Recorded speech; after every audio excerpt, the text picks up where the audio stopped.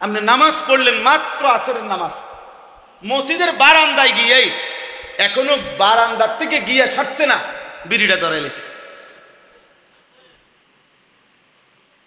মসজিদ থেকে বাইরে হইয়া একটা গালি দিছে, যে গালির সাথে সাথে মাটির নিচে যে সাপ বিচ্ছু ছিল এটি উঠে গেছে।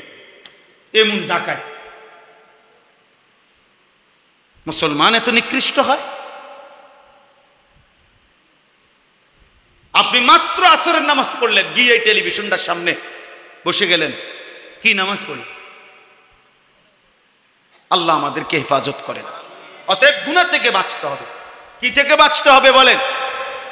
জীবনটা আমাদের নবী সাল্লাল্লাহু আলাইহি সাল্লামের সুন্নাতের উপরে উঠাইতে হবে। নবীজি সাল্লাল্লাহু আলাইহি ওয়াসাল্লামের ভালোবাসা নবীজির সুন্নাতের মধ্যে, নবীজির অনুসরণের মধ্যে একটা একটা সুন্নাত, একটা একটা তরিকা নবীজির আমাদের জীবনে বাধ্যতামূলক আমরা সাজাইতে হবে। চুল, চেহারা, আচরণ, উচ্চারণ, লেবাস, পোশাক, ঘর, সংসার, রাত দিন, সকাল দুপুর, হাসি কান্না, আনন্দ বেদনা, আহার নিদ্রা, পেশাব পায়খানা, রাত্র দিন, ঘর সংসার, বাজার ব্যবসা, সব কিছুতে একটা সুই সুতার জন্য আল্লাহ নবীর সুন্নাত আমাদের জরুরি। একটা নিঃশ্বাসে নিঃশ্বাসে নবীজির সুন্নাতের অনুসরণ আমাদের জন্য জরুরি, যদি আখিরাতের মুক্তি মিলতে হয়। মূলত হাদিসের মধ্যে আল্লাহ নবী সাল্লাল্লাহু আলাইহি ওয়াসাল্লাম বলছেন, ইয়াকুম ওয়াল জুলুসা ফিত তুরুকাত। নবীজির হাদিস, বিশুদ্ধ হাদিস। আল্লাহ নবী সাল্লাল্লাহু আলাইহি সাল্লাম বলেন, তোমরা রাস্তায় বসা থেকে বিরত থাকো। তো সাহাবারা জিজ্ঞেস করেছেন, ইয়া রাসূলুল্লাহ, মাঝে মাঝে অবস্থা এমন হয়, মা লানা বুদ্দুন মিন মাজালিসিনা নাতাহাদ্দাসু, আমরা আমাদের একসাথে কিছু সাথী একত্রে কথা বলার জন্য, দ্বীনি কথাই পরামর্শের জন্য রাস্তার পাশে না বসলে আমাদের আর কোনো জায়গায় নেই। তখনকার সময়ে তো তখন আমরা কি করব? তো নবী সাল্লাল্লাহু আলাইহি সাল্লাম বললেন, যদি এমন হয় যে কোনো উপায় নাই, তাহলে তোমরা ফাআতুত তরিকা হাক্কাহু ফাইদা আবাইতুম ইল্লাল মাজলিস, বসা ছাড়া যদি কোনো উপায় না থাকে তো রাস্তার হক আদায় করো। তো রাস্তার হক কি? এবার সাহাবারা জিজ্ঞেস করছেন, ক্বালু ওমা হাক্কুত তরিক, হে আল্লাহর রাসূল, তাহলে রাস্তার হক কি? নবীজি বললেন 5টা। 1 নাম্বার গদ্দুল বাসার, ভিন নারী থেকে, হারাম ছবি থেকে, হারাম যাকে দেখার অনুমতি নাই তার থেকে চোখ নামিয়ে রাখা। 2 নম্বর কাফুল আদা, কষ্টদায়ক জিনিস সরিয়ে দেওয়া। তাহলে এখন এখানে মনে করেন বসলে মানুষের কষ্ট হবে না, বাকি মানুষরা ঢুকতে। রদ্দুস সালাম, 3 নাম্বার হলো কেউ সালাম দিলে জবাব দাও। 4 নাম্বার হলো আমরুন বিল মারুফ, নেক কাজের আদেশ করা। 5 নম্বর হলো নাহিউন আনিল মুনকার, গুনার কাজ থেকে নিষেধ করা। এই 5টা জিনিসের প্রতি খেয়াল রাখা। তাইলে দেখেন, এটা একটা গুরুত্বপূর্ণ বিষয়। এই যে আমাদের দেশে সমস্ত জ্যাম, মূল কারণ, এখন আমি আসছি নাথের পেটুয়া থেকে, 4 লেন রাস্তা, কিন্তু প্রত্যেক বাজারে রাস্তার উপরে যে এই পরিমাণ অটো সিএনজি রাখছে, যার কারণে স্বাভাবিক গাড়িটা চলতে পারতেছে। তাহলে এটা কি আল্লাহর বান্দাদেরকে কষ্ট দেওয়া হলো না? এরকম আর কি অনেক বিষয়, ছোট্ট ছোট্ট বিষয়। তাইলে আমরা সৌদি আরবে, মক্কা মদিনা, বিশেষ করে মক্কায় হজ্জের সময় আপনার মসজিদে হারামের মধ্যে ঢুকতেই বিভিন্ন জায়গা দিয়ে পুলিশ ব্যারিকেড দিয়ে রাখে, ও ভিতরে ফাটায় জোর করে। অনেক হাজি সাহেব রাগারাগি করে, কিন্তু ওরা যত কিছুই বলুক, আপনার বাপও যদি কবরের থেকে আইসা বলে ও এনে বসতে দিবে না, দিবে, আপনি রুকু দিবেন, নামাজে দাঁড়াইবেন, আপনার আলগি দিয়া কান্দে করে হইল ও এনে থুই আইব আরেক, পারতেন না। চুরি করে ঢুকবেন, আপনারা আবার দইরা যেখান দিয়ে ঢুকছেন ওইটা বাহির করাই আবার পাবেন। ওদের নজর ফাঁকি দেওয়া যায় কেন? এই যে মূল কারণ এটাই। একটু পরের যে লোকগুলো আসবে ওরা বসবে কোথায়? জায়গা তো এখন দুনো দিকে আছে মনে করেন, এখন এই জায়গাটা যদি সবাই বসে যায় তো বাকি মানুষগুলো কই বসবে?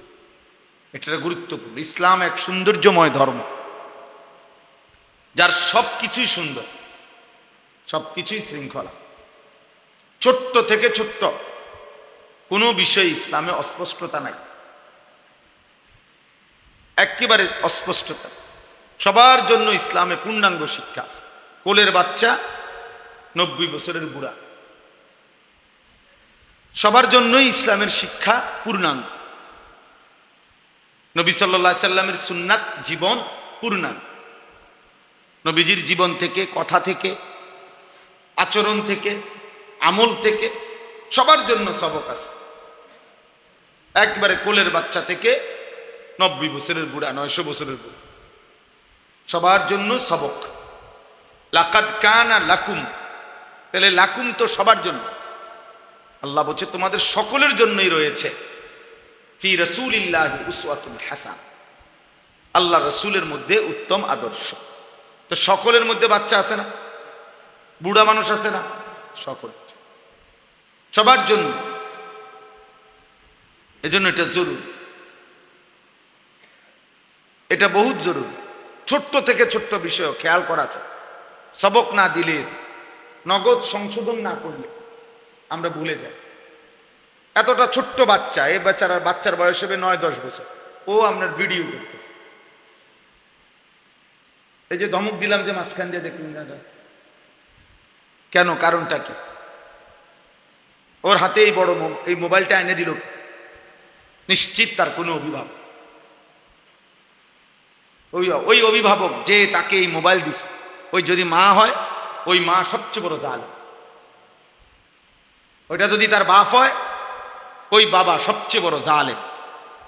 এই সন্তানটাকে বরবাদ করে দেওয়া, নষ্ট করে দেওয়ার পিছনে এই মা বাবার, এই অভিভাবক দায়। অভিভাবক কান্দে, কান্দে কি বাচ্চা কান্দলে মরে যায়? মানুষ কান্দলে মরে কোথাও শুনছেন?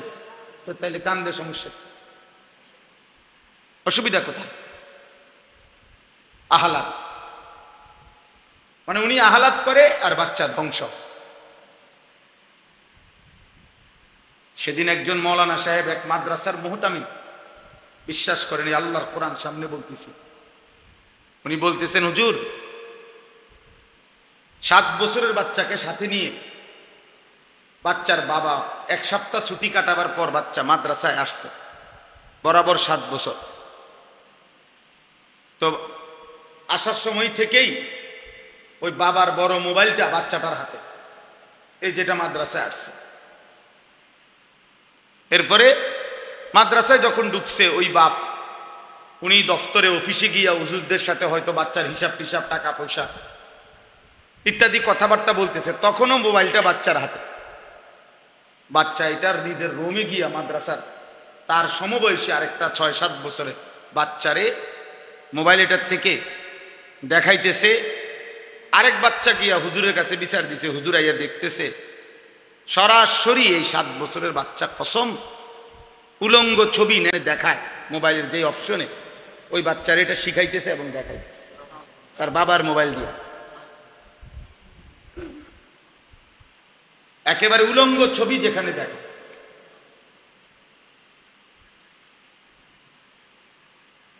তাহলে যদি 7 বছরের বাচ্চার হালাত হয় এমন, আমার সমাজ কোথায়?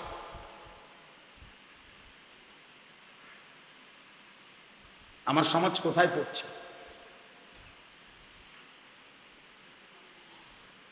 বুঝছেন না? আমাদের হালাত হলো টেলিভিশনে বলে দিছে, টেলিভিশনের নর্তকী বলে দিছে টেলিভিশনের অ্যাডভার্টাইজে বলে দিছে বাচ্চাকে কিছুই বলা যাবে না, বাচ্চার তাইলে মেধা বিকাশ হবে না, বাচ্চা ললিপপ খাবে আর জোনায়েদ বাগদাদি হবে। ললিপপ খাইতে খাইতে পৃথিবীর সবচেয়ে বড় আলেম হয়ে যাবে, মোবাইল টিপতে টিপতে। বাচ্চাকে কিছু বলা যাবে, কিছু বললে বাচ্চার ক্ষতি হবে, ও টেলিভিশনওয়ালাই বুঝছে। আর আল্লাহ নবী সাল্লাল্লাহু আলাইহি ওয়াসাল্লাম বলছে 10 বছরের বাচ্চা যদি নামাজ না পড়ে অদ্রিবুহুম, তাকে প্রহার কর। রাহমাতুল লিল আলামিন বোঝে নাই, টেলিভিশনের বেটি বুঝছে। নবী সাল্লাল্লাহু আলাইহি ওয়াসাল্লাম বললেন 10 বছর বয়সে মুসলমানের ঘরে কোনো বেনামাজি ছেলে মেয়ে থাকার কোনো অনুমতি নাই। যদি থাকে ওই মা বাপ কিয়ামতের দিন আল্লাহর কাছে অবশ্যই জবাবদিহি করতে হবে।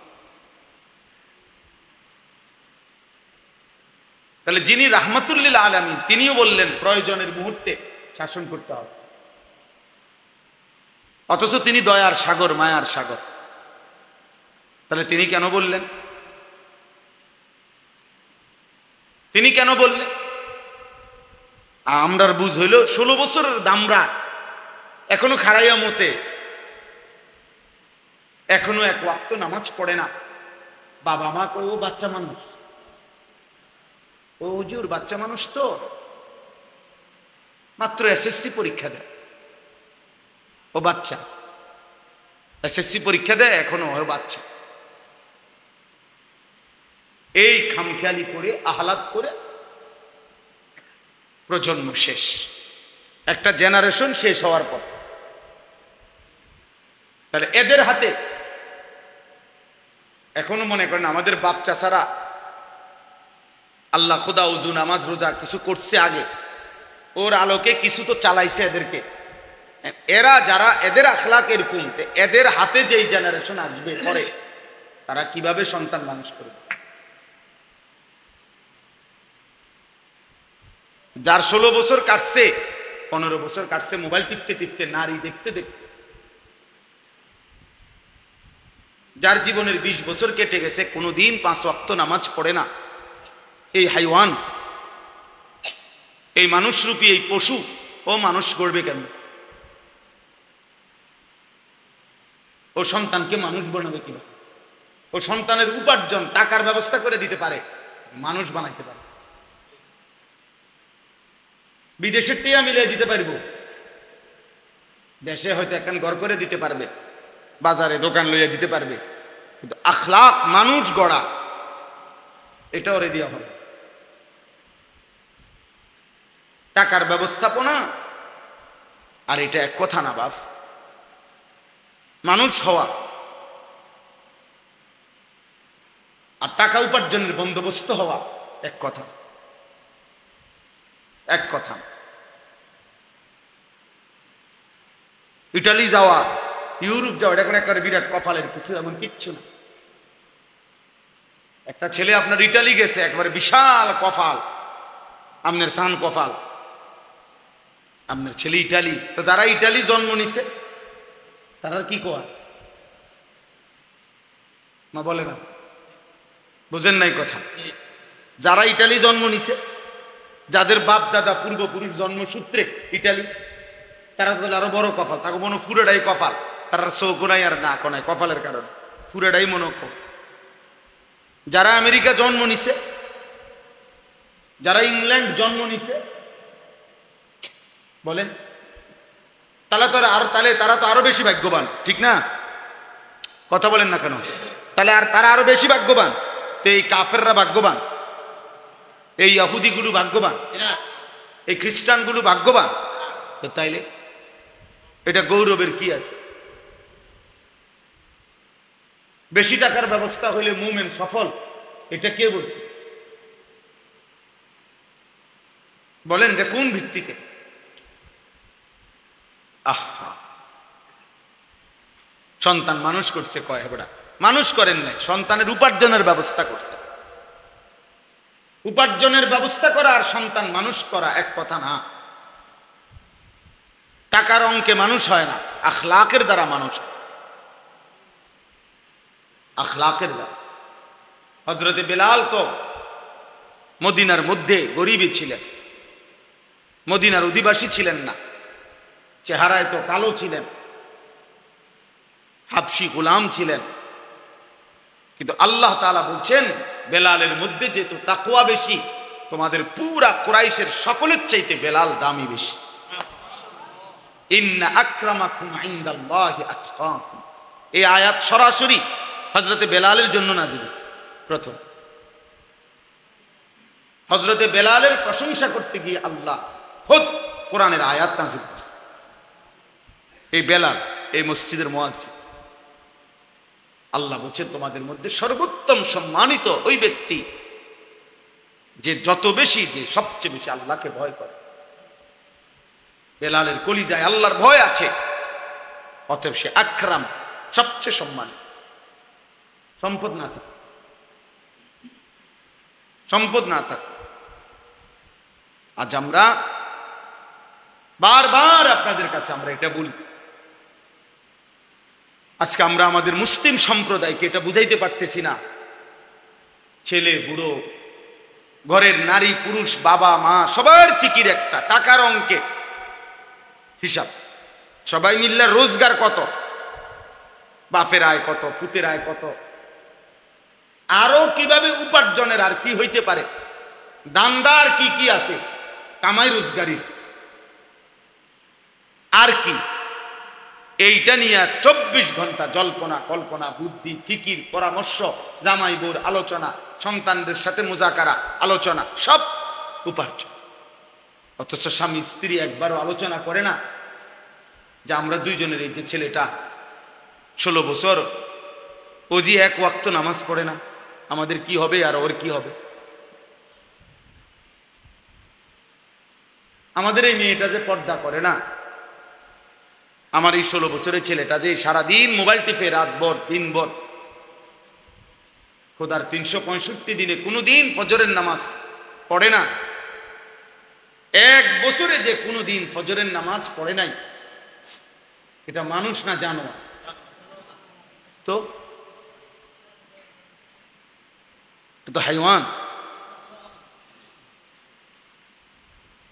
আমরা কিতাবে স্পষ্ট করছি, আরবি কিতাবে, ভিন নারী, নারীর ছবি, নারীর দৃশ্য, রাস্তার নারী অশ্লীল দৃশ্যের দিকে যে তাকায়, কিতাবে লিখছে ও যেন ওই কুকুরের মতো যে কুত্তা মাংস নিয়া গোশত নিয়া কারাকারি করে।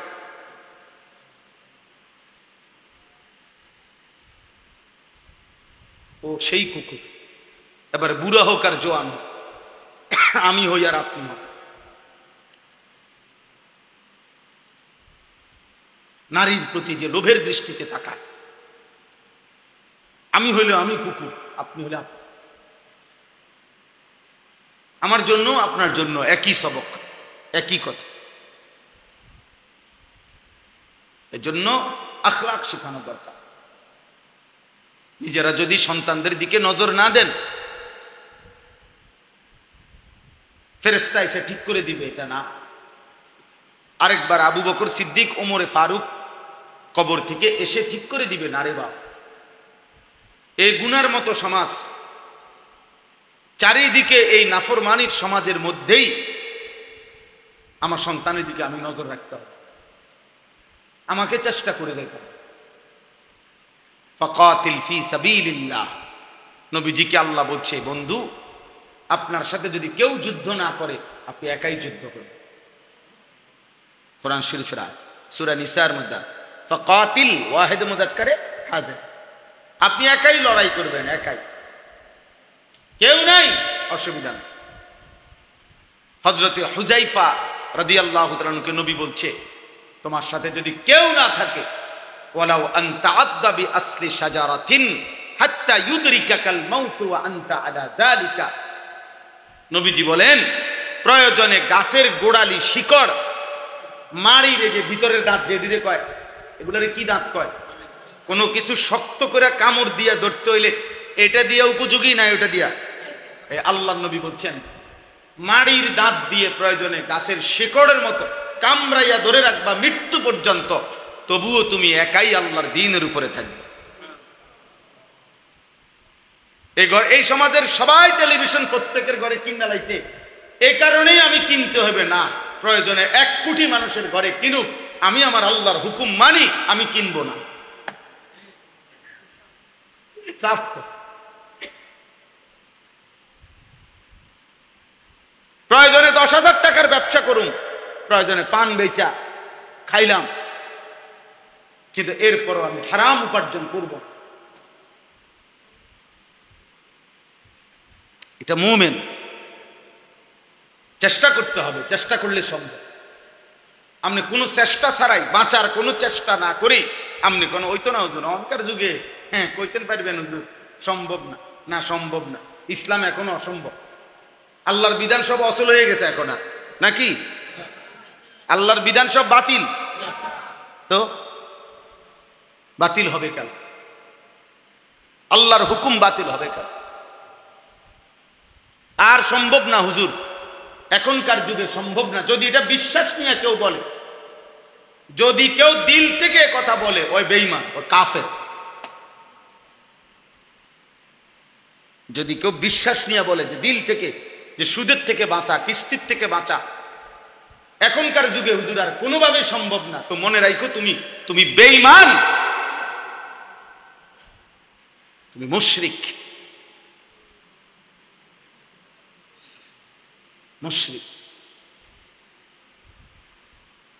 আল্লাহর বিধান ইসরাফিলের ফু পর্যন্ত মেনে চলা সম্ভব। সম্ভব। আল্লাহ তাআলা কিয়ামত পর্যন্তের জন্য এই বিধান দিয়েছে। অতএব অসম্ভব আমি চেষ্টা করতে হবে, অসম্ভব বলার কোনো সুরত নাই, অনুমতি নেই। সাবধান বাবারা, আপনাদেরকে বললাম, একজনকেই বললাম, মনোযোগ দিয়ে শুনুন, খেয়াল করে শুনুন, খামখেয়ালি মস্কারি করে দেবেন। শেষ বয়স্ক লোকরা পান খাইতে খাইতে শেষ করে দিবেন, এত মামুলি মনে করেন।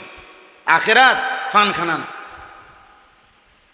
আপনি বইয়া বইয়া পান খাইবেন আর বন খাইবেন আর চা খাইবেন আর গপ মারবেন, সুন্দর সুন্দর কথা কইবেন চা দোয়ানে বইয়া।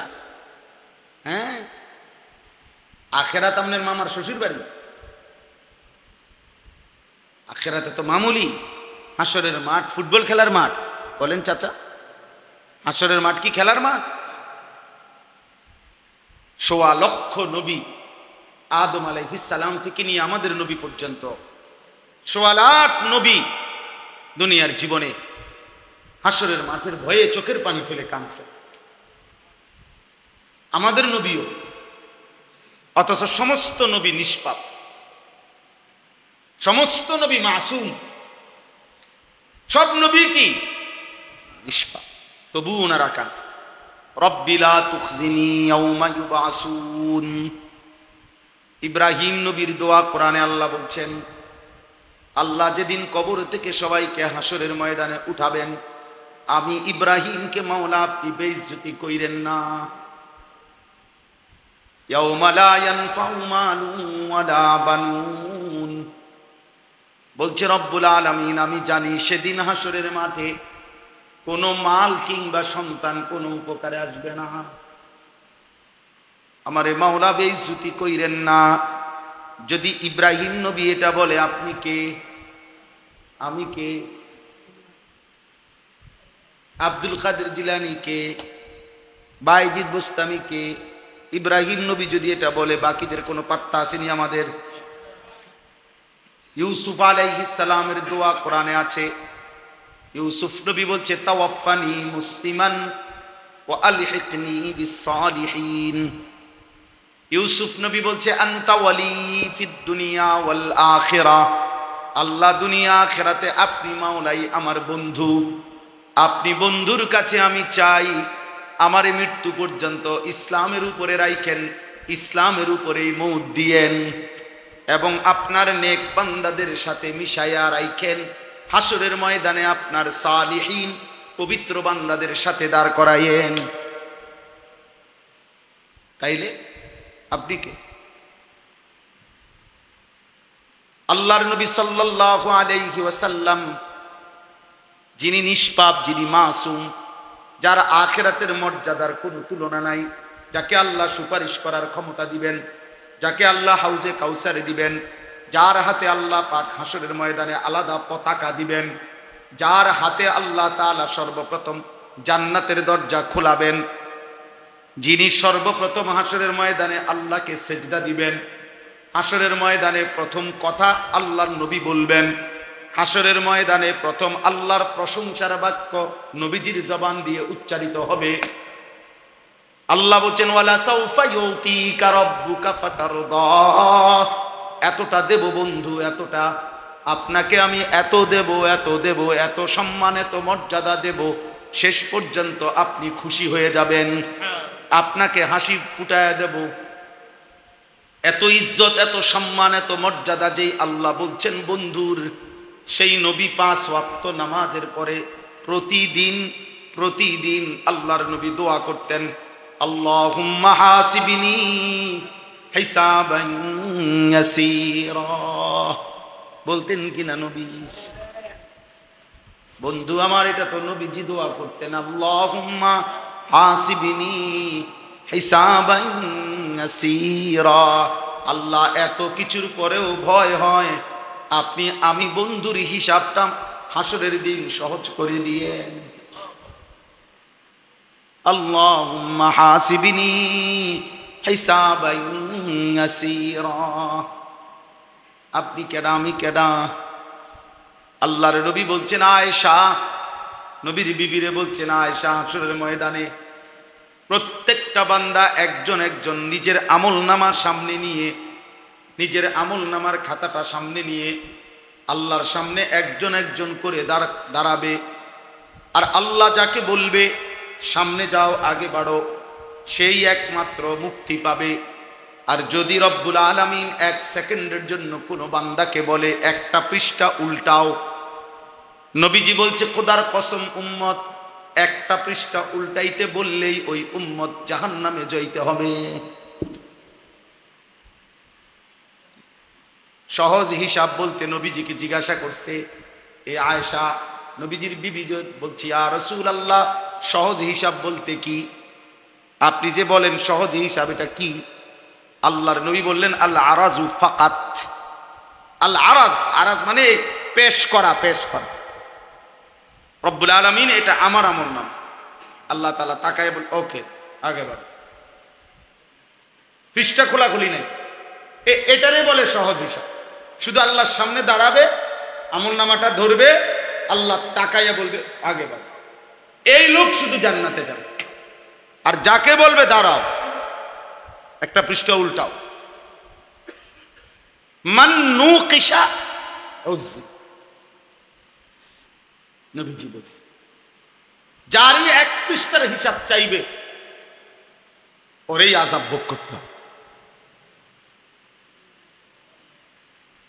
এই জন্য বাপ, দোস্ত আমার, বন্ধু আমার, চাচারা, বাবারা, আমি আপনাদেরই সন্তান,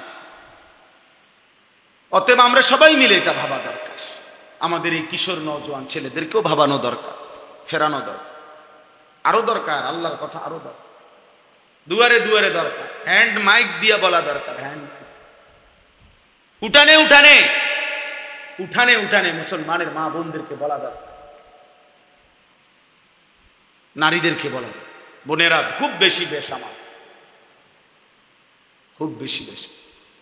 16 বছর যেই স্বামী, 18 বছর যেই স্বামী কলিজা পানি কইরা, রক্ত পানি কইরা, একটা একটা ঘাম ঝরাইয়া একটা একটা টাকা বিদেশ থেকে পাঠাইছে, প্রতিটা টাকার পিছনে প্রবাসীর কি পরিমাণ ঘাম মিশে আছে, সেই ঘামের কষ্টের টাকা বুক বাইন্ধা প্রবাসী পাঠায়। আর প্রবাসী স্ত্রী আর সন্তান বাজারে বাজারে ঘুরে, সন্তান সারা রাত মোবাইলে উলঙ্গ ছবি দেখে, বেডি ফুরা গেরা মারে। বেডিরে চিনে না বাজারে এমন কোনো অটো ড্রাইভারও নাই, বেডিরে চিনে না এমন কোনো সিএনজি ড্রাইভারও নাই।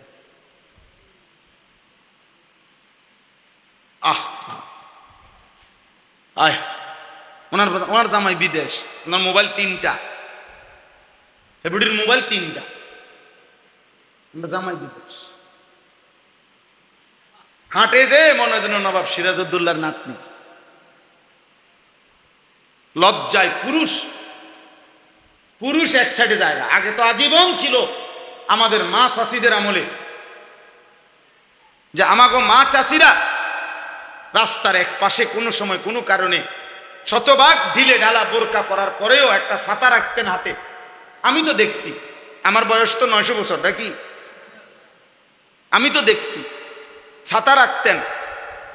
রাস্তার এক পাশে কোনা আরেক দিকে ফিরা মহিলারা দাঁড়ায় থাকতো যতক্ষণ পুরুষ পার না। আর বেহায়া বেশরম নারী মহিলার কারণে পুরুষ দাঁড়ায় থাকতে হয়, পুরুষ দাঁড়ায়। আমার জীবনেও আমি এই ছোটখাটো যে কয়বার বাজারে মার্কেটে গেছি কোনো কারণে বহু দোকানদার পরিচিত বলছে, হুজুর মহিলাদের কারণে তো হাঁটতে পারতেন না। মহিলার কারণে পুরুষ তার ইজ্জত নিয়ে হাঁটতে পারে। কোন মহিলা যদি বলে সব মহিলা এরকম না, আমি কি আমনেরে কইছি নি? আমনেরে আমনে চেতেন কা? আপনি ভালো হইলে তো ভালো, কথা বুঝেন না? আমি কি বলছি নি সব মহিলা? আপনার যদি এরকম ভালো হন, পর্দানসীন হন, তাহলে আপনি চেতার দরকার কি? আর যদি আপনি বেহায়া হন, বেপর্দা হন আপনি, তাহলে আপনার বলবো না কেন? আপনাকে বলবো না কেন বলেন? এই জন্য বললাম আব্দুল কাদের ভাই ফিকির করেন, আরো ফিকির। উম্মতের দুয়ারে দুয়ারে আল্লাহর কথা পৌঁছাইতে 6 মাসে 9 মাসে একটা মসজিদ দিয়ে হবে। সব সময় পরিচিত বক্তা হইতে হবে এটা জরুরি না। আপনি বলবেন, একা বলেন, একজনরে বলেন যে বাপ আমার মনের কথা তুমি কদ্দুর শোনো, আল্লাহর কথা বলেন, উনারে বলেন, একজন চাচারে বলেন, একজন ভাইকে বলেন।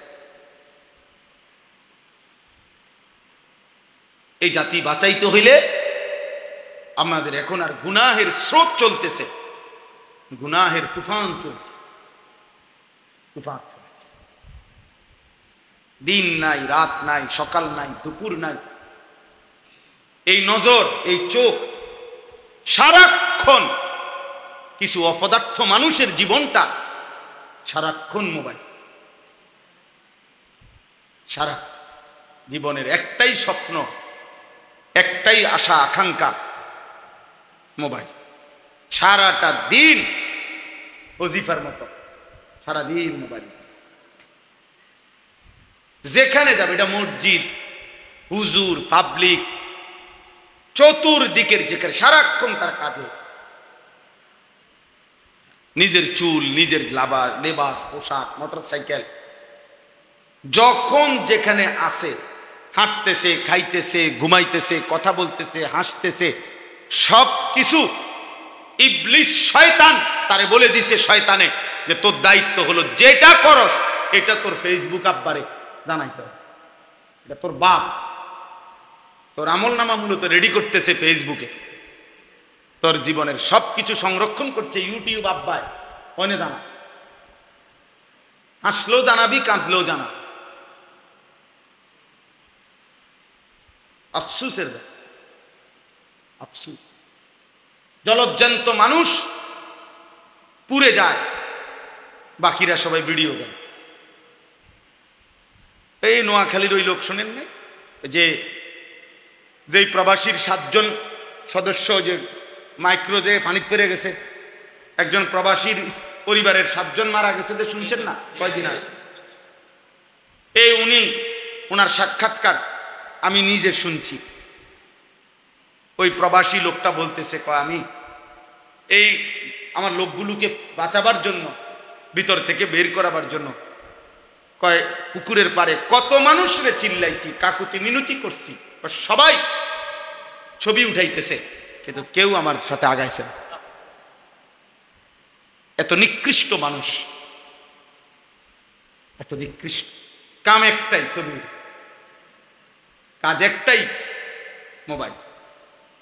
জীবনের একটাই কাজ, নতুন চুল কাটছো তাড়াতাড়ি ফেসবুকে দাও, ভাতের থালা লইয়ে বসছো ফেসবুকে, তোমার আব্বা বসে আছে দেখার জন্য, তোমার ফেসবুক বাফ। অথচ এই কথা নিশ্চিত, কোনো সন্দেহ নাই। আপনারা এই যে যারা স্ট্যান্ডে এগুলা দিয়ে যারা ভিডিও করে, ওদের সাথে কথা বলেন একজন ছেলে, ওরা নিজেরাও জানে, বলে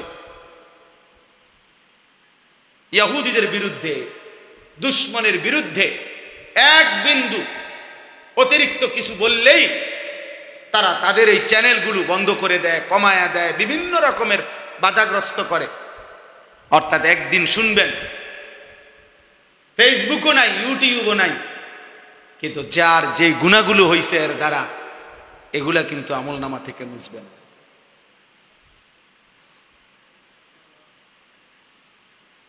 একদিন ঠিকই ফেসবুক থাকবে না, ইউটিউব, টেলিগ্রাফ এখন আর নাই। কত কিছুই ছিল, ফিতাওয়ালা ক্যাসেট এখন আর নাই। তাহলে ফিতাওয়ালা ক্যাসেটে যেই মহিলারা গান গাইতো আগের, সেই গায়িকারা, ওই ফিতাওয়ালা ক্যাসেটগুলো তো এখন আর নাই, কিন্তু ওই মহিলার ওই গুণাগুলো, বুঝেন নাই কথা? ফিতাওয়ালা ওই নাচ গান দুমদারাক্কা, ওই ফিতাওয়ালা ক্যাসেট তো এখন আর নাই, কিন্তু গুণা গুণা। অতএব দোস্ত, এই পৃথিবীর এই প্রযুক্তি আধুনিকতা একদিন থাকবে না, এটা সত্য, কিন্তু গুনাহ থেকে যায়। হাশরের ময়দানে ওয়াকুল্লা ইনসানিন আলজামনাহু তাইরাহু আলা উনুকি, আল্লাহ তাআলা বলে প্রত্যেকের আমলনামা আমি আল্লাহ কিয়ামতের দিন তার ঘাড়ের সাথে, তার কাঁধের সাথে লটকায়া দেব। আমাদের দেশে বিভিন্ন অফিস, কোম্পানিতে, প্রতিষ্ঠানে বাচ্চাদের গলার মধ্যে রশি দিয়া এরকম আইডি কার্ড ঝুলাই দেয় না? রব্বুল আলামিন বলে আমি তার পুরা জিন্দেগীর আমলনামা এভাবে ঝুলিয়ে দেব। অনুখরিজু লাহু ইয়াউমাল কিয়ামাতি কিতাবান ইয়ালকাহু মানশুরা, কিয়ামতের দিন আমি আল্লাহ তার আমলনামা তার সামনে খুলে দেব। পড়ো বান্দা, ইকরা কিতাবাক, তোমার আমলনামা তুমি পড়ো। আজ তোমার হিসাবের জন্য তুমি যথেষ্ট। কাফা বিনাফসিকা আল-ইয়াওমা আলাইকা হাসিবা, তোমার হিসাবের জন্য তুমি যথেষ্ট, তুমি যথেষ্ট। এজন্য গুনাহ ছাড়া দরকার। আমাদের নাফরমানি বেড়ে গেছে। প্রিয় বাপ, প্রিয় সন্তান, সবাইকে বলি, আপনারা শুধু একটা কথা আমারে জবাব দেন, বলেন আপনাদের বিবেকে কি বলে যে আজকে গাজা তিনে ইসরায়েল ইহুদিরা শেষ মরণ কামড়, আজকে 2 বছর হয়ে গেছে, 75 বছর ধরে, 76 বছর ধরে তারা দিচ্ছে, কিন্তু এই 2 বছরের আক্রমণ গাজা একদম সমান হয়ে গেছে। মাটির উপরে আর কোনো মানুষের অস্তিত্ব কিছু নাই। এখন ওই মাটির নিচে যে অল্প কিছু মুজাহিদ হামাস যারা ছিল, এই সিদ্ধান্ত এটা, তারা যে কোনো মূল্যে এই মাটি সব প্রয়োজনে উলটপালট করে ফেলবে, কিন্তু একটা মানুষের অস্তিত্ব তারা মুসলমানের বাঁচতে দিবে না এখানে। এবং মুজাহিদিনরাও দোয়া চাইছে সারা পৃথিবীর কাছে অনলাইনে, যে আমরা আর কতক্ষণ টিকতে পারবো আমরা জানি না। হে মুসলমান ভাই, আপনাদের কাছে আমরা শেষবারের মতো এক ফোঁটা চোখের পানি দিয়ে দোয়া চাই। এইভাবে দোয়া চাইছো না, কিন্তু প্রশ্ন হলো আমার, মাটির উপরে মাটির নিচের সমস্ত মুসলমান যদি ফিলিস্তিনার নিশ্চিহ্ন করে দেয়, তাহলে এরপরে থেমে যাবে তো? মুসলমানদের আর কারো উপরে আক্রমণ করবে না তো? বুঝেন নাই ভাই?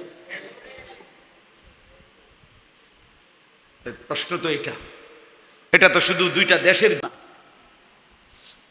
এটা তো 2টা গ্রামের যুদ্ধ, এটা তো 2টা বংশের যুদ্ধ না, এটা তো ঈমান আর কুফরের যুদ্ধ, এটা তো মুসলমান আর বেঈমানের যুদ্ধ, বেঈমানের যুদ্ধ। একটি সীমান্ত এলাকার সামান্য কিছু গন্ডগোল, একজন মানুষের, হিন্দু একজন মানুষের মৃত্যুকে কেন্দ্র করে কাশ্মীরের এই কিছুদিন আগে যখন পাকিস্তানের সাথে আমাদের হজ্জের সময় ইন্ডিয়ার সাথে ছিল অল্প কয়েকদিনের, তখন ইন্ডিয়া এই যুদ্ধটার নাম দিছে, অপারেশনটার নাম অপারেশন সিঁদুর। মহিলাদের যে হিন্দুদের সিঁদুর লাগায়, অর্থাৎ এটা তাদের ধর্মের প্রতীক, অর্থাৎ এটা বুঝাইছে তারা এটা তাদের ধর্মের যুদ্ধ, ধর্মের যুদ্ধ। এই জন্য আগামী দিনে যখনই সারা বিশ্বব্যাপী যুদ্ধ শুরু হবে, সেটা হবে ঈমান আর কুফরের যুদ্ধ। এটা ঘুরে গাড়াইয়া এমনে হেমনে হেমনে এমনে, একবার কাতারের উপরে হামলা, ইরানের উপরে হামলা, একবার সিরিয়ার উপরে হামলা, এই সব কিছু মিলাইয়া মিলাইয়া উত্তেজিত করতে করতে করতে একদিন তিল তিল করে শেষ পর্যন্ত ঈমান আর কুফরের যুদ্ধ রূপ নেবে। এরই মাঝখানে দাজ্জাল আসবে, এরই মাঝেই মাহদী আসবে, এবং একদিন সত্যি সত্যি ইনশাআল্লাহ আজ কিংবা কাল সময়ের ব্যবধানে ঈমানের বিজয় হবে, কালেমারই বিজয় হবে, ইনশাআল্লাহ আল্লাহর পতাকার বিজয় হবে। কিন্তু দেখার বিষয় হলো আমি সেখানে আমি কিংবা আমার সন্তান, আমার বংশ ঈমানের কাফেলায়, মাহাদির কাফেলায় নাকি দাজ্জালের কাফেলায় যুক্ত হবে, এটা হলো দেখার বিষয়। কুরাইশ বংশেরই তো কেউ, বংশ কিন্তু কুরাইশই। নবীর 23 বছরে, মক্কার 13 বছরে কুরাইশ বংশেই দাওয়াত দিছে। কিন্তু দেখার বিষয় হইছে কেউ তো কালেমার পক্ষে আসছে কুরাইশ বংশেরই, কিন্তু কেউ তো কুফরের উপরেও, শিরিকের উপরেও তো নবীর বিরুদ্ধে যুদ্ধ করতে গিয়ে যুদ্ধ করতে করতে মৃত্যুবরণ করছে। ওরাও তো কুরাইশ বংশের, এরাও তো কুরাইশ। আবু বকর যেমন কুরাইশ বংশের, আবু জাহেলও তো কুরাইশ বংশের। বুঝেন নাই হিসাবটা? দেখার বিষয় তো হলো আমি কিংবা আমার সন্তান, আমার বংশধর আগামী দিনে ঈমানের পক্ষে থাকবে না কুফরের পক্ষে, ইসলামের পক্ষে না বেঈমানের পক্ষে, মাহদীর পক্ষে না দাজ্জালের পক্ষে।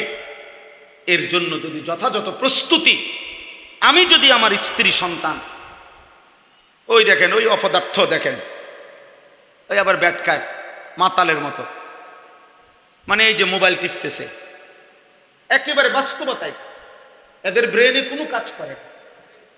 এটা জানেন না ভাই, ও একজন না, ওরা এই প্রজন্মটাই প্রতিবন্ধী হয়ে যাচ্ছে। এই মোবাইল প্রজন্ম প্রতিবন্ধী হচ্ছে, অর্থাৎ এদের ব্রেন টোটাল কিছু কাজ করে না। এখানে যদি আব্দুল কাদের জিলানিও এসে বসে, ও ওর কাজ করে, কোনো ভদ্রতা, কোনো আখলাক, যে কে বাবা, কে বয়স্ক, কে আলেম, এটা মসজিদ, তারপরে এখানে দিনই কথাবার্তা হইতেছে, কিছুর কোনো ওর মনে যেটা পায়, এটা প্রতিবন্ধী, এটা প্রতিবন্ধী হওয়ার চিহ্ন। টোটাল ব্রেন বিশ্বাস, গুনাহ মানুষে আকল নষ্ট করে, দিমাগ নষ্ট করে, স্বাস্থ্য নষ্ট করে, খাবারের চাহিদা নষ্ট করে, ইবাদতের আগ্রহ নষ্ট করে, জ্ঞান বুদ্ধি লোপ পায়, চেহারা কালো হয়ে যায়, অন্তর অন্ধকার হয়ে যায়, সত্য মিথ্যা, সুস্থ অসুস্থতা, বিবেক বুদ্ধি পার্থক্য করার অনুভূতি থাকে না। এগুলো কিতাবের কথা। যার কারণে ও রাস্তার পাশে পেশাব করে, অথচ এখান দিয়ে শত শত অটো যায়, সিএনজি যায়, মানুষ যাইতেছে, কিন্তু ও মনে করছে না আমার পরিচয় এদের সাথে না, আমার পরিচয় এখানে যেহেতু আরেকটা কুত্তা পেশাব করে, অতএব আমি আরেক জানোয়ার, আমিও পেশাব করি। বুঝেন নাই হিসাব? আমি মানুষের সম্প্রদায়ভুক্ত নই, আমি জন্তু জানোয়ারের সম্প্রদায়ভুক্ত। ওই পশু যেমন পেশাব করে কোনো রকম ঢিলা কুলুক, পানির কোনো প্রয়োজন নাই, এই পশুও পেশাব করে সেন্ট টান দিয়া হাঁটতেছে। বাহ, হাতের আঙ্গুলের মধ্যে কি পেশাব লাগলো না কি লাগলো, এত কিছু ব্যাপার। আমি তো ইনসানের কাতারে না। আমার তো কোনো নামাজ নাই, আমার তো কোনো সেজদা নাই, আমার তো কোনো সৃষ্টিকর্তা নাই, আমার কোনো ওযুর দরকার নাই, আমার আল্লাহ নাই, খোদা নাই, আমার নামাজ নাই, সেজদা নাই। কাজে আমার হাতে মুত লাগলেই কি নাকে মুত লাগলেই, আমার তো পাক নাফাকের কোনো দরকার না। পাক নাফাকের পেরেশানি তো আমাদের, আমরা নামাজ পড়ি।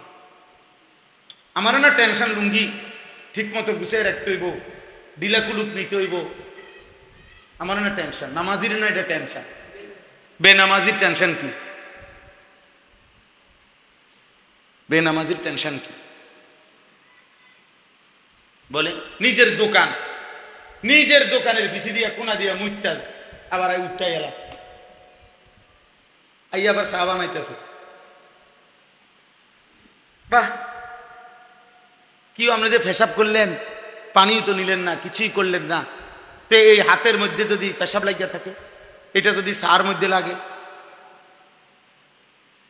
তো বাকি মানুষগুলো কি খাইলো? না পাক।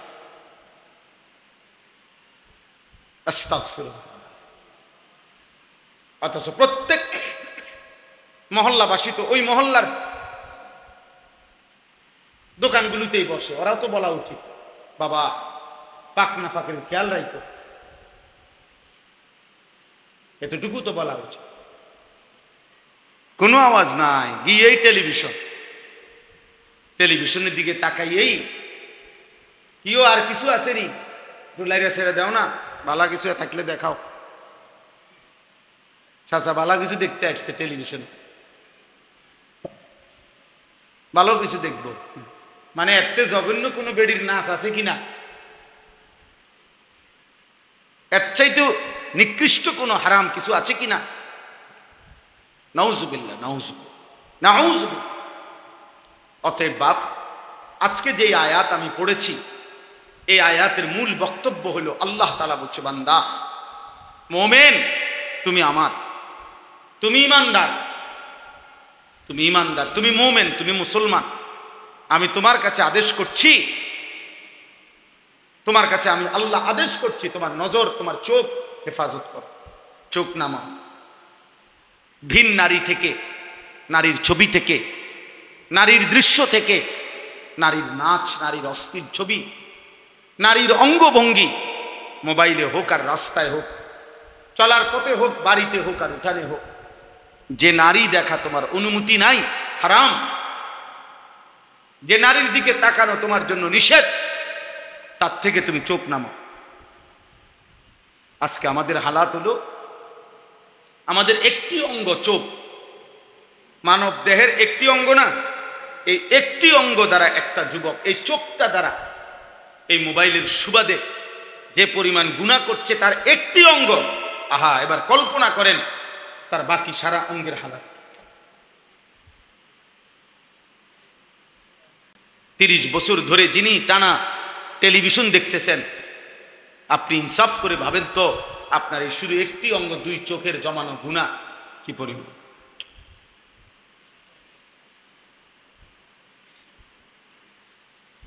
ছয় মাস ধরে, 6 বছর ধরে যে ছেলেটা প্রতিদিন রাতভর নারীর ছবি, অস্থির দৃশ্য, উলঙ্গ নাচ গান, অসভ্যতা দেখছে, তার মা কোথায়, তার বাবা কোথায়, তার পরিবার কোথায়,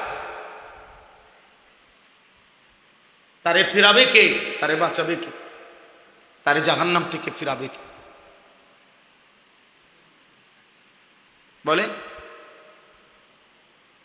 বাবা হয়তো বাজারে তার ঘাম বেয়ে বেয়ে পড়তেছে, একটা একটা টাকা, কতবার এরকম গামছা দিয়া হয়তো বাফে, কতবার ঘাম মুচ্ছা এরপরে টাকাগুলো গুনছে। আমি সেদিন দেখছি ভাই, সিমেন্ট নামাইতেছে বস্তা, একটা লোক ট্রাকে, আমি তাকায় রয়েছি তার দিকে। বিশ্বাস করেন আব্দুল কাদের ভাই, তার সারাটা শরীর ঘামে ভিজা, মনে যেন সে পানির মধ্যে এরকম ভিজে গেছে, চেহারাটা ঘামে। একটা একটা বস্তা সিমেন্ট এই ট্রাকটার থেকে নামাইয়া যে গোডাউনে রাখতেছে, কি পরিমাণ ঘাম ঝরতেছে লোকটা। তাহলে একটা বস্তা নামাইয়া গোডাউনে রাখলে হয়তো সর্বোচ্চ 10 টাকা ধরে নিলাম, এর বেশি না। তাইলে 50টা বস্তা যদি লোকটা নামায় তাহলে 500 টাকা। কিন্তু 500টা টাকা কামাই করতে গিয়া 50 বস্তা সিমেন্টের জন্য তাকে 50 বার কোমরটা বাঁকা করতে হবে। নইলে বস্তাটা নিব কেমনে? 50 বার তার কোমরটা বাঁকা হয়ে গেছে 10টা টাকার জন্য, প্রতি 10টা টাকার জন্য। এই ঘামে ভেজা 500টা টাকা নিয়ে যখন সে ঘরে এসে দিল, এমন রক্ত ভেজা ঘামে ভেজা টাকা দিয়া জমানো তার বাবার সেই টাকা, সন্তান নামের ওই জানোয়ার ওই টাকা দিয়া সারা রাত মোবাইলে উলঙ্গ ছবি।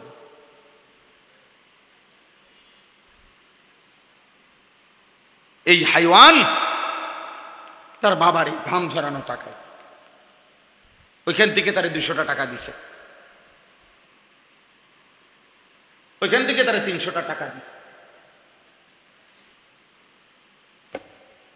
আর ও সারা রাত অশ্লীল ছবি দেখে দেখে বাবার এই ঘামে ঝরা টাকা শেষ। স্বামীর জমানো টাকা, কষ্টের টাকা, স্ত্রী রূপ যৌবন দেখায় বাজারে বাজারে,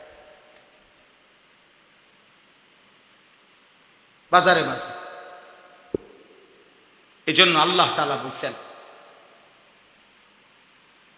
আমি যে আয়াত পড়ছি 18 নম্বর পারা 24 নম্বর সূরা, সূরা নূর, এই সূরার 30 নম্বর আয়াত আল্লাহ বলেন, কুল, হে নবী আপনি বলেন, লিল মুমিনিন, আমার মুমিন পুরুষ বান্দাদেরকে বলেন, ওরা ইমানদার, ওদেরকে বলেন, ওরা বুঝবে, ওরা আমার ইমানদার বান্দা।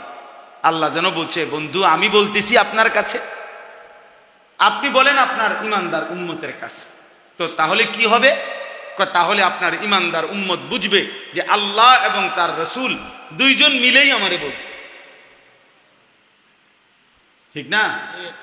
আল্লাহ এবং রাসূল দুইজনই আমাকে বলছে। আর কাকে বলছে? ইমানদারকে বলছে, আমারে বলছে। আল্লাহ যেন বলছে, বান্দা তুমি বলছো দেখা তুমি ইমানদার, এজন্য তোমারে বলছি, না রে বলতাম। তুমি না বললা লা ইলাহা ইল্লাল্লাহ মানো, এজন্য আমি তোমারে বললাম। তুমি বললা মুহাম্মাদুর রাসূলুল্লাহ মানো, এজন্য আমি বললাম। তাহলে এখন তুমি উল্টা করছো কেন? তুমি তাহলে মুমিন বললা কেন? তুমি তাহলে ধর্মের পাশে ইসলাম লেখলা কেন? তুমি লা ইলাহা ইল্লাল্লাহ স্বীকার করলা কেন? তাইলে বলেন, একটা ছেলে বলো, এই ছেলেরা বলো, বাপ জীবনটা এত সুন্দর নষ্ট করে দিও না রে বাপ, আর ফিরবা না। জীবন মানে একটা মোটরসাইকেল না রে বাপ, জীবন মানে একটা মোবাইল না।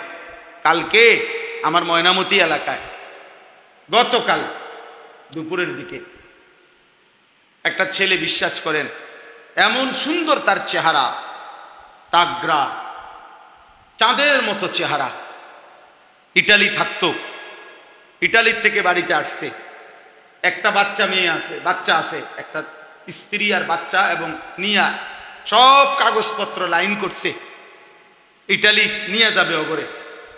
এই কালকে দুপুরবেলা মোটর সাইকেলে একটা বাড়ি দিছে,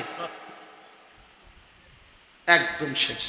মাথাটা আর কাউরে চেহারাটা এভাবে কাপড় দিয়ে ঢাইকা রাখছে, চেহারাটা আর কাউরে দেখতে দেয় না।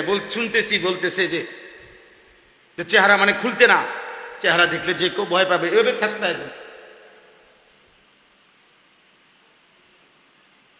এমন সুন্দর যুবক, এমন তাগড়া জওয়া।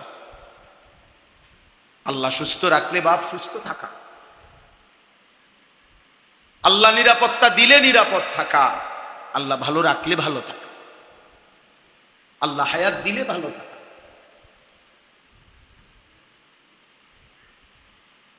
ইয়াকুলু আহলাকতু মালাল লুবাদা, আল্লাহ বলে, আমার নাফরমান বান্দা বলে, আমি দুনিয়া বেঁচে থাকার জন্য অনেক টাকা খরচ করেছি। আল্লাহ বলে, ওরে জিজ্ঞাসা করো তো, আয়াহসাবু আল্লাম ইয়ারাহু আহাদ, তাকে কি কেউ দেখে না? তার এই মিথ্যা, চুরি, তার এই সুদ, কিস্তি, তার এই নাচ গান, তার এই অসভ্যতা, নোংরামি কেউ দেখে না? আল্লাহ জান। আয়াহসাবু আল্লাম ইয়ারাহু আহাদ। আল্লাহ বলে সে কি ভেবেছে তাকে কেউ দেখে না। আয়াহসাবু আল্লান ইয়াকদিরা আলাইহি আহাদ। আল্লাহ বলে সে কি ভেবেছে তার উপরে কারো কোনো ক্ষমতা নাই। তাইলে বন্ধু কলাপসিবল গেট নিরাপত্তা দেয় না, SS5 এর গেট নিরাপত্তা দেয় না, 1 লক্ষ টাকার সেগুন কাঠের দরজা নিরাপত্তা দেয় না, সিসি ক্যামেরা নিরাপত্তা দেয় না। নিরাপত্তা দেয় আরশ আজিমের মালিক আল্লাহ। কে? তিনি নিরাপত্তা দেয়।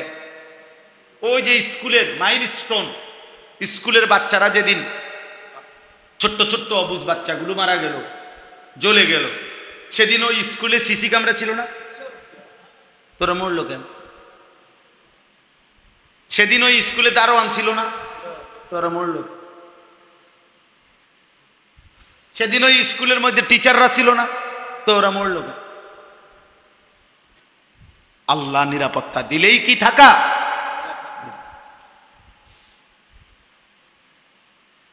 বাস্তবতাই। একটা ছেলে হলেও বুঝছো বাপ, কেন নষ্ট করছো জীবন? 1 ওয়াক্ত নামাজ পড়তে মন চায় না? এটা মুসলমানের বাচ্চা, এটা মানুষের বাচ্চা। কোনদিন ফজরের নামাজ পড়তে মন চায় না? এটা মানুষের বাচ্চা মিয়া। এটা মুসলমান এত নিকৃষ্ট হয় কি? 1 ফোঁটা ঈমান যার কলিজার মধ্যে আছে সে আল্লাহকে এভাবে ভুলে কেন? ভুল তো হইতে পারে, হোঁচট খাইতে পারে। একটা মানুষ চলার পথে পিছলা খাইতে পারে, স্বাভাবিক। তার মানে কি রাস্তায় পিছলা খাইয়ে পড়ছি, অতএব এখন আর উডাউডির নাম নাই, রাস্তাতে উঠতে থাও নাকি? তাহলে ভুল হইতে পারে, আমল ছুটে যাইতে পারে, গুনাহ হইতেই পারে। কিন্তু তাই বলে কি গুনার উপরে 30 বছর? বোঝেন নাই আমার কথা? একজন মুসলমান মিথ্যা বলবে 30 বছর, একজন মুসলমান সুদ খাবে 30 বছর, একজন মুসলমান প্রতিদিন গালি দেবে, প্রত্যেকদিন বিড়ি সিগারেট খাইবেন, আপনি ডেইলি টেলিভিশন দেখবেন, আপনি প্রত্যেকদিন কথায় কথায় গালিগালাজ করবেন, আপনার স্ত্রী প্রতিদিন বেপর্দা চলবে, এটা মুসলমান? তাহলে হুঁচট খাইতে পারেন, পিছলা খাইতে পারেন, ভুল হইতেই পারে, গুনাহ হইতেই পারে, তাই বলে লাগাতার। আল্লাহ আমাদেরকে হেফাজত করে। এজন্য আল্লাহ তাআলা বলেন কুল্লিল মুমিনিনা ইয়াগুদ্দু মিন আবসারিহিম। বন্ধু আপনি সমস্ত মুমিন পুরুষদেরকে বলুন ইয়াগুদ্দু মিন আবসারিহিম, তারা যেন তাদের চোখ নামিয়ে রাখে ভিন নারী থেকে, হারাম দৃশ্য থেকে, যা দেখার অনুমতি নাই। কারো সতর দেখার অনুমতি নাই, কারো পুরুষেরও সতর দেখার কি নাই, তো তার থেকে যেন চোখ নামিয়ে, নারীর থেকে যেন চোখ নামিয়ে রাখে। বাচ্চাদের ছেলের প্রতি আকর্ষণ বোধ হয়, শাহওয়াত জাগে, তার থেকেও যেন চোখ নামিয়ে রাখে। ওয়াহফাজু ফুরুজাহুম, আল্লাহ তাআলা বলেন এবং তাদেরকে বলেন তারা যেন তাদের লজ্জাস্থানের হেফাজত করে। জিনা, ব্যভিচার এবং নিজের হাত নিজের লজ্জাস্থানের নাপাক ব্যবহার এবং যেই কোনো ধরনের লজ্জাস্থানের গুনাহ তার থেকে যেন বাঁচিয়ে রাখে। আল্লাহ বলছে এতে কি হবে? বলে হুজুর এটা কেন বললেন? এই যে এটা ইসলাহি মাহফিলের জন্য বললেন। কেন জানেন? এরপরে শব্দ দেখেন, যালিকা আজকা লাহুম। আল্লাহ তাআলা বলেন এই 2 কাজের মধ্যে হলো আমার ইমানদার বান্দার সবচেয়ে বড় ইসলাহ, সবচেয়ে বড় পবিত্রতা। আল্লাহ বলে চোখ হেফাজত করবে, লজ্জাস্থান হেফাজত করবে, আমি আল্লাহ ওয়াদা দিলাম তার পুরা অন্তর 100% পবিত্র করে দেব। যালিকা আজকা, আজকা ইসমে তাফসীর, 100% পবিত্র। চোখ নামা, দিল সাফ, লজ্জাস্থান হেফাজত করো, দিল সাফ। যালিকা আজকা লাহুম, আল্লাহ বলেন এটাই হচ্ছে সব চাইতে বড় অন্তরের পবিত্রতা। হ্যাঁ, অনেক ভদ্রলোক আছে না, বাটপার বাটপার কয় যে অসুবিধা নাই, একসাথে চলে ফিরে, ভিতর বালা থাকলে সারব, ভিতর ভালো। আল্লাহ বলছে চোখ হেফাজত করলে আমি আল্লাহ ভিতর ভালো করে দেব। আল্লাহ বলছে লজ্জাস্থান হেফাজত করলে আমি ভিতর ভালো করে দেব। উনি বলছে আমি দেখতে থাকি নারী, আমি মেয়ে দেখতে থাকি, মহিলার লগে একসাথে চলাফেরা করি, একত্রে চাকরি বাকরি করি, আমার ভিতর পরিষ্কার, ভিতর পরিষ্কার, ঝামেলা নাই। মাশাআল্লাহ, একটা আল্ট্রাসাউন্ড দিয়ে একটু আমগরে আমনের ভিতরটা একটা আল্ট্রাসোনোগ্রাফি করেন, এটা রিপোর্টটা কিন্তু দিলে ভালো ছিল, নাহলে আপনি খরচ না দিলে আমি খরচ দিন। আমার পরিচিত হসপিটাল আছে, লাকসামও আছে, কুমিল্লাও আছে। হ্যাঁ, নারী দেখবেন, ছবি দেখবেন, আর দিল পবিত্র থাকবে, হবে না? আল্লাহ বলছে হবে না, আল্লাহ বলছে হবে না। যালিকা আযকা লাহুম ইন্নাল্লাহা খাবীরুম বিমা ইয়াসনাউন। আল্লাহ তাআলা বলেন তোমরা যেই কোনো কৌশলে, বান্দা একাকী, গোপনে, সংগোপনে, পাহাড়ের গুহায়, পাহাড়ের চূড়ায়, জঙ্গলের গভীর কোণে, সাতবক জমিনের নিচে, সাগর মহাসাগরের তলদেশে, যেখানেই যা করো না কেন, যত গোপনে, রাত গভীরে, রাত 2টায় লাইট বন্ধ করে, দরজা নিবাইয়া, কানের মধ্যে ইয়ারফোন লাগাইয়া, চারিদিক নিস্তব্ধ করে, দরজা জানালা ছিটকারি লাগাইয়াও যদি নারী দেখো, ছবি দেখো, মোবাইলের অস্থির দৃশ্য দেখো আর হারাম করো, আল্লাহ বলেন খোদার কসম বান্দা আমি কিন্তু সব খবর রাখি। ইন্নাল্লাহা খাবীরুম বিমা ইয়াসনাউন। যখন যাই করছো, যত গোপনে, যত সংগোপনে, আল্লাহ বলেন আমি সব খবর রাখি। ইন্নাল্লাহা খাবীরুম বিমা ইয়াসনাউন। তাইলে জওয়ান কিংবা বৃদ্ধ কেউ ফাঁকি দিবেন না। বুড়া মানুষ টেলিভিশন চায়, চা দোকানে বসে বড় বড় চোখ কইরা রাক্ষসের মতো নাচ গান দেখে, নর্তকী দেখে, নাটক সিনেমা দেখে, আর জিগাইলে কয় না না না, যেটা কদুর খবরে না শুনি, যেটা গপ মারে, কি কাকা কদ্দুর খবরে না শুনি, খবর মানুষের চোখ দিয়ে নি শুনে, কথা বলেন না কেন? মানুষ চোখ দিয়ে নি শুনে, তো আপনি যে চাইয়ে রয়েছেন, আপনি না বলে খবর শুনেন, তো শুনলে তো কানে যথেষ্ট। বোঝেন নাই আমার কথাটা? তো চাইয়ে রয়েছেন কেন? আপনি দোকান থেকে ফিরা এদিকে ফিরা বইয়েন, বোঝেন নাই? টেলিভিশন ধরেন এদিকে, আপনি যেহেতু খবর শোনা দরকার তো শুনলেন, আপনি ওইদিকে ঘুরে বইয়েন, কারণ আপনার তো দেখার দরকার, আপনার শোনা না দরকার। কোনানে কোনানে সিএনজি উল্টাইছে, আপনি গিয়া ঠিক করতে হইব। আপনার খবর তো এই, এখানে এই হয়েছে, ওইখানে ওই হয়েছে, এই খবর আপনার এত দরকার যে ময়মনসিংহে একটা সিএনজি একটা বাসের লগে উল্টায় গেছে, এইটা আপনি খুব যত্ন নিয়ে শুনছেন, কারণ আপনার তো দায়িত্ব পরের দিন গিয়া ময়মনসিংহের সিএনজি ডালগি দিয়া ধরো। কথা বুঝেন না? নোয়াখালীর বাসের খবর আপনি নিলেন, আপনার নিজের খবর, আখিরাতের খবর নিলেন না। আপনার ছেলের খবর নিলেন না, মেয়ের খবর নিলেন না। সারা বাংলাদেশের সব খবর, কোথায় কোথায় কি হইতেছে আপনি জানেন। আপনার ছেলে আপনার ঘরে ফজরের নামাজ পড়ে না, আপনি জানেন না। আপনি মস্কারি করেন, আপনার পুত্রের বউ, ছেলের বউ প্রত্যেক দিন বেপর্দা, আপনি বোঝেন না। আপনি বসে বসে আপেল খান আর মালটা খান, পান খান আর গপ মারেন। হ্যাঁ, গপ মারেন। আল্লাহর রহমতে আপনার দোয়ায়, 10 জনের দোয়ায় হুজুর খাস দোয়া করেন, ওদের বিল্ডিং এর কাম ধরছি, আল্লাহ যেন সব কাম সহজ করে দেয়। খাস দোয়া করবেন, মানে জাঁতা দিয়া দোয়া করবেন, আল্লাহ যাতে বিল্ডিং এর মধ্যে একটা ফোঁটা কোনো অসুবিধা না। বালু বাড়িওয়ালা আমারে বুঝাইতেছে একজনে, হুজুর প্রত্যেকটা বালু দোয়া করেন, প্রত্যেকটা বালু আস্তরের, প্রতিটা বালু ধুইয়া শুকাইয়া এরপরে আস্তর করছে। বালু আগে ধুইয়া লইছে। তা আমি বললাম ভাই মাশাআল্লাহ, আমি বুঝলাম বালু ধুইয়া নিছেন যাতে বালুর মধ্যে কোনো বালু না থাকে। মানুষ কোনো কিছু ধোয় কি কারণে? যাতে কি না থাকে। তো বালু আপনি ধুইয়া লইছেন যাতে বালু না থাকে, মানে বালুর মধ্যে যেন এক জাররা পরিমাণ ময়লা না থাকে। এত নিখুঁত বিল্ডিং এর জন্য আজকের দুনিয়ার সবচেয়ে বড় স্লোগান কি? ব্যবসার, যে কোয়ালিটি ফার্স্ট। এটা হলো পৃথিবীতে বর্তমান আধুনিক ব্যবসার সবচেয়ে বড় স্লোগান। অর্থ হইল কোয়ালিটি, মান, গুণগত মানের ব্যাপারে নো কম্প্রোমাইজ। কোয়ালিটি, গুণগত মানের ক্ষেত্রে কোনো ছাড় নাই। প্রয়োজনে মালের দাম আরো বাড়ুক, কাস্টমার কিনবে, কিন্তু কোয়ালিটি ঠিক রাখতে হবে। তাহলে দুনিয়ার সম্পদের ক্ষেত্রে যদি কোয়ালিটির ক্ষেত্রে এত যত্নবান হই, তো ওযু, নামাজ, সূরা কেরাত, দোয়া, কালাম, আখিরাত এর জন্য কোনো কোয়ালিটি নাই।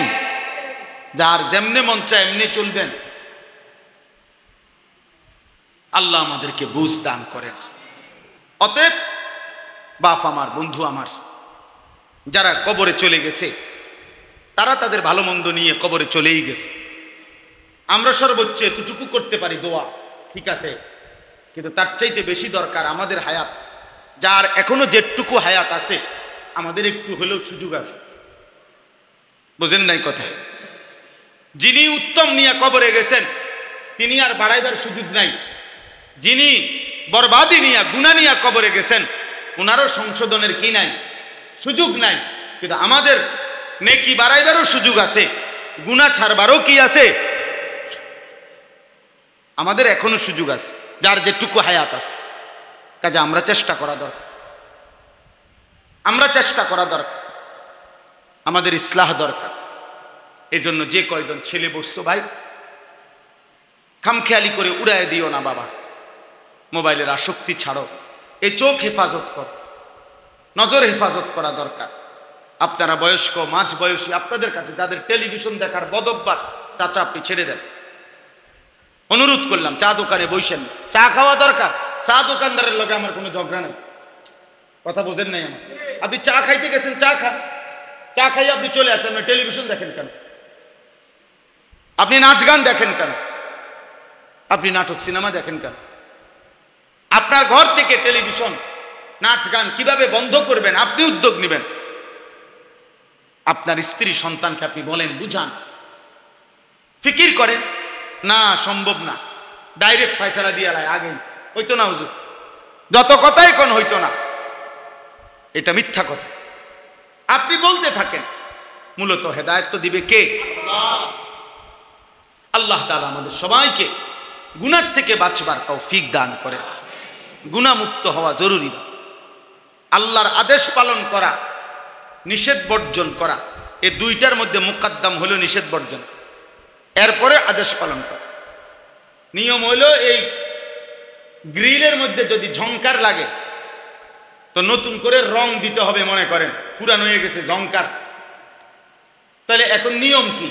এই গ্রিলে আগে ঝংকারের মধ্যে নতুন রং দিতে গেলে আগে রং দেওয়া, এরপরে তো সিরিজ কাগজ দিয়া ডলা, ঠিক না? হ্যাঁ, আগে কি সরানো, তারপরে কি দেওয়া। তাহলে আগে নিয়ম হলো ময়লা সরানো, এরপরে কি লাগানো, রং দিয়ে সাজানো। এই জন্য ইবাদতের ক্ষেত্রে নিয়ম হলো, এক মুত্তাকি মুমিন জান্নাতি বান্দার সিফাত হলো প্রথম দায়িত্ব গুনাহ সরানো, এরপরে দায়িত্ব ইবাদতের রং লাগানো। গুনাহ ছাড়বেন, একটা সেজদা দিবেন, আল্লাহর আরশে ধাক্কা লাগবে। আপনি নামাজ পড়লেন, মাত্র আসরের নামাজ, মসজিদের বারান্দায় গিয়ে, এখনো বারান্দার থেকে গিয়ে সারছে না, বিড়িটা ধরাইলেছে। মসজিদ থেকে বাইরে হইয়া একটা গালি দিছে, যে গালির সাথে সাথে মাটির নিচে যে সাপ বিচ্ছু ছিল এটি উঠে গেছে। এমন ডাকায় মুসলমান এত নিকৃষ্ট হয়? আপনি মাত্র আসরের নামাজ পড়লেন, গিয়ে টেলিভিশনটার সামনে বসে গেলেন, কি নামাজ পড়লেন? আল্লাহ আমাদেরকে হেফাজত করেন। অতএব গুনাহ থেকে বাঁচতে হবে। কি থেকে বাঁচতে হবে বলেন? জীবনটা আমাদের নবী সাল্লাল্লাহু আলাইহি সাল্লামের সুন্নাতের উপরে উঠাইতে হবে। নবীজি সাল্লাল্লাহু আলাইহি ওয়াসাল্লামের ভালোবাসা নবীজির সুন্নাতের মধ্যে, নবীজির অনুসরণের মধ্যে একটা একটা সুন্নাত, একটা একটা তরিকা নবীজির আমাদের জীবনে বাধ্যতামূলক আমরা সাজাইতে হবে। চুল, চেহারা, আচরণ, উচ্চারণ, লেবাস, পোশাক, ঘর, সংসার, রাত দিন, সকাল দুপুর, হাসি কান্না, আনন্দ বেদনা, আহার নিদ্রা, পেশাব পায়খানা, রাত্র দিন, ঘর সংসার, বাজার ব্যবসা, সব কিছুতে একটা সুই সুতার জন্য আল্লাহ নবীর সুন্নাত আমাদের জরুরি। একটা নিঃশ্বাসে নিঃশ্বাসে নবীজির সুন্নাতের অনুসরণ আমাদের জন্য জরুরি, যদি আখিরাতের মুক্তি মিলতে হয়। করলে হবে আমরা এটা নিয়েই আসলে এই ওলামায়ে কেরাম বা কারো কারো মধ্যে কিছুটা দ্বন্দ্বের একটা মূল কারণে আমরা যারা কওমি মাদ্রাসার হুজুর, আমরা বছরের পর বছর যে যাই বলুক, আমরা এটা বলি, শুধু আমরা এটা বলতেই থাকবো যে নবীজির সুন্নাতের অনুসরণের মাধ্যমে নবীজির ভালোবাসার প্রমাণ দিতে হয়। এটাই আমাদের কথা। এবার গালি দোক আর যেটাই কো, আমাদেরকে নবীর দুশ্মন বলুক আর যাই বলুক, এটা কিছু যায় আসে না। কিন্তু মূল বিষয় হলো আমরা বিশ্বাস করি সুন্নাত বিনে, অনুসরণবিহীন ভালোবাসা হয় না। ভালোবাসা হয় না। ভালোবাসলে অনুসরণ করতে হয়, অনুসরণ করলে ভালোবাসা প্রমাণিত হয়। অতএব আপনাদের কাছে অনুরোধ, রাসূলুল্লাহ সাল্লাল্লাহু আলাইহি ওয়াসাল্লামের একটা একটা সুন্নাত শিখবেন। আমি এই শিখার জানার জন্য একটা কিতাব বিক্রি করি, যার সুযোগ হয় এটা কিনবেন। গাড়িতে আছে, সাদা গাড়িতে, অনেক সুন্দর বাংলা ভাষায়, প্রায় 650 পৃষ্ঠার উপরে। আমাদের ঢাকা গাজীপুরের একজন বড় বুজুর্গ আলেম, অনেক বড় আল্লাহওয়ালা, কাপাসিয়ার হজরত অধ্যক্ষ মিজানুর রহমান চৌধুরী হজরত এই কিতাবটা লিখছেন। রাসূলুল্লাহ সাল্লাল্লাহু আলাইহি সাল্লামের জীবনের এমন কোন সুন্নাত, একেবারে ছোট্ট একটা সুই সুতা, ওটা বাদ দেন নাই এখানে, এবং দলিল সহ, প্রমাণ সহ নির্ভরযোগ্য নবীজির সুন্নাতের উপরে একটা কিতাব, তালিমুস সুন্নাহ। পুরা জিন্দেগি আগে মুসলমানের ঘরে ঘরে আপনার বেহেশতি জেউর, মুকসুদুল মুমিনিন ঘরে ঘরে থাকতো, কুদুর কুদুর পড়তো মা, চাচিরা, বোনেরা, দাদারা, দাদিরা, নানারা। এরকম একটা বই ঘরে রাখার মতো, যে যেই কোনো পৃষ্ঠা উল্টাবেন নবীজির সুন্নাত পাবেন আপনার জীবনের, আপনার ঘরওয়ালাদের জীবনে। 400 টাকা মূল্য, আমরা ইচ্ছা করে এটা বিক্রি করি, যে যার মন চায় সুযোগ থাকলে কিনবেন। আল্লাহ তাআলা আপনাদেরকে তৌফিক দান করেন, আল্লাহ আমাদেরকে কবুল করে নেন, আল্লাহ তাআলা আপনাদেরকে কবুল করেন। আর একটা মিনিট, আর একটা কথা হলো, এই মসজিদ, এই মজলিস বারবার আলহামদুলিল্লাহ আমরা আসি। আমি আপনাদেরই সন্তান, আপনাদেরই এলাকার ছেলে। আমার জীবনের একটা বড় ফিকির, আমার জিন্দিগির একটা আশা তামান্না, যে আমি এমন একটা বড় প্রতিষ্ঠান করতে চাচ্ছি, যেখানে একদিকে ছোট বাচ্চারা ধারাবাহিক মাদ্রাসায় পড়বে, আরেকদিকে মুসলমানের সর্বস্তরের স্কুল, কলেজ, ইউনিভার্সিটি, দিন মজুর, ঠেলাওয়ালা, কুলিওয়ালা, অশিক্ষিত, মূর্খ, সাধারণ মানুষ, বুড়া, জোয়ান, সব শ্রেণীর মুসলমান সারা বছর যে যতক্ষণ সময় নিয়ে আসুক, 3 ঘন্টা হোক আর 30 ঘন্টা হোক, একদিন হোক আর 30 দিন হোক, 1 মাস হোক আর 1 বছর হোক, যে যেটুকু সময় নিয়ে আসবে, দিন শিখবে, ওযু, নামাজ, সূরা, কেরাত, দোয়া, কালাম শিখবে। যার সময় যতক্ষণ, দিন শিখবে ততক্ষণ। এই আশা নিয়ে এরকম একটা প্রতিষ্ঠান আলাদা বড় সড়ো করতে চাচ্ছি। আমার কুমিল্লা ক্যান্টনমেন্ট, আমি একটা বড় জায়গা কিনছি, প্রায় 94.5 শতক জায়গা, 1 একরের মতো। এই প্রায় 2.5 কোটি টাকা দামের এই জায়গাটা আলহামদুলিল্লাহ আল্লাহর উপরে ভরসা করে কিনছি, এই উদ্দেশ্যে যে মুসলমানের বহুমুখী আমাদের কিশোর যুবক, আমরা আলহামদুলিল্লাহ গত মাসে প্রায় 350 স্কুল কলেজের যুবককে, 30 বছরের নিচে 15 থেকে 350 ছেলেকে আমার মাদ্রাসায় 3 দিন রাইখা ওযু, নামাজ, সূরা, কেরাত শিখাইছি। আবার নভেম্বর মাসের 6, 7, 8 আবার হবে 3 দিনের কোর্স। অনলাইনে বলার চেষ্টা করি, সামনাসামনি ভিন্ন ভিন্ন আঙ্গিকে। উদ্দেশ্য হলো মুসলমানের সব শ্রেণী দিন শিখুক, 4টা সূরাই ঠিক হোক, তার রুকু সেজদা ওযু গোসল ঠিক হোক। এই আশায় এই জায়গাটা বড় সড়ো কিনছি। আমাদের ওই জায়গাটার মধ্যে একটা নামাজের মুসল্লা পরিমাণ জায়গার দাম 8 স্কয়ার ফিট 4200 টাকা। আমরা একটা কাগজ আপনার কাছে দিচ্ছি আপনাদের হাতে। আমার একটা অনুরোধ রইল, যদি কারো ভাল লাগে, মহব্বত হয়, আমার মাদ্রাসার এই বড় প্রকল্প, এত বড় জায়গা, মাদ্রাসা, মসজিদ, এই জায়গাটার মধ্যে আপনি যদি এক নামাজের মুসল্লা পরিমাণ টাকা দেন, 4200 টাকা আবদার রাখলাম। শুধু যার ভাল লাগে, যদি পারেন, নগদ হইলে নগদ দিয়েন, না হয়তো বিকাশ নাম্বার ওই কাগজের মধ্যে আছে, ওই কাগজটার মধ্যে টাকাটা পাঠাইতে পারবেন। আমরা উনারে আজীবন উন্নয়ন সদস্য আমাদের মাদ্রাসার বানাবো, যে এই টাকাটা দেবে। প্রতিটা দোয়ার মধ্যে আপনার নাম ইনশাআল্লাহ, আপনার অংশগ্রহণ থাকবে। আর সবচেয়ে বড় কথা হলো 4200 টাকা হয়তো দিয়া আমনের এক সময় মনেও থাকতো না, আপনার হয়তো এতটা ক্ষতিও হইতো না, কিন্তু একটা মসজিদ মাদ্রাসা কমপ্লেক্স হয়ে গেলে যতদিন ওটা চলবে ইনশাআল্লাহ সদকায়ে জারিয়ার সওয়াব আপনি পাইতে থাকবেন। এই জন্য আপনাদের কাছে বললাম, যার মহব্বত হয়, ভালো লাগে, দিল লাগে, পারলে আপনি দিয়েন, নাইলে কেউরে বইলেন, না দিলে কোনো অসুবিধা নাই, দোয়া করুন। আল্লাহ যেন আমাদের এই স্বপ্নটা বড় বাস্তবায়ন করার তৌফিক দান করে। যেমনে পারেন আমি অনুরোধ করলাম, কোনো এক আল্লাহর বান্দা, অনেকের প্রবাসী ছেলে আছে, বাবা আছে, ভাই আছে, আপনি যদি 4200 টাকা অংশগ্রহণ করেন, পৃথিবী আপনার নাম না নিল, আরশের গায়ে যে নাম উঠে, আল্লাহ তাআলা নেকি দিতে, আল্লাহ তো কখনো ভুলবে না। ভুলবে কখনো মনে করেন? আল্লাহ তাআলা আমাদেরকে তৌফিক দান করেন, নিজেদের স্ত্রী, ছেলে মেয়ের ঈমান আমলের দিকে আরেকটু নজর দেন। শুধু ভাত মাছ, শুধু বিল্ডিং, শুধু বিদেশ, শুধু জায়গা জমি, এতটুকুর হিসাব মিলাইয়া কবরে যাইয়েন না। স্ত্রী সন্তানের নামাজ, ইবাদত, হালাল হারাম, এই হিসাব কইরা কবরে যাই। আল্লাহ তাআলা আমাদেরকে তৌফিক দান করেন, কবুল করেন। আজকের এই সুন্দর আয়োজনের মধ্যে রব্বুল আলামিন বরকত দান করেন। আল্লাহ তাআলা আমাদের প্রত্যেককে ঈমান আমলের দৌলত দান করেন। মাশাআল্লাহ।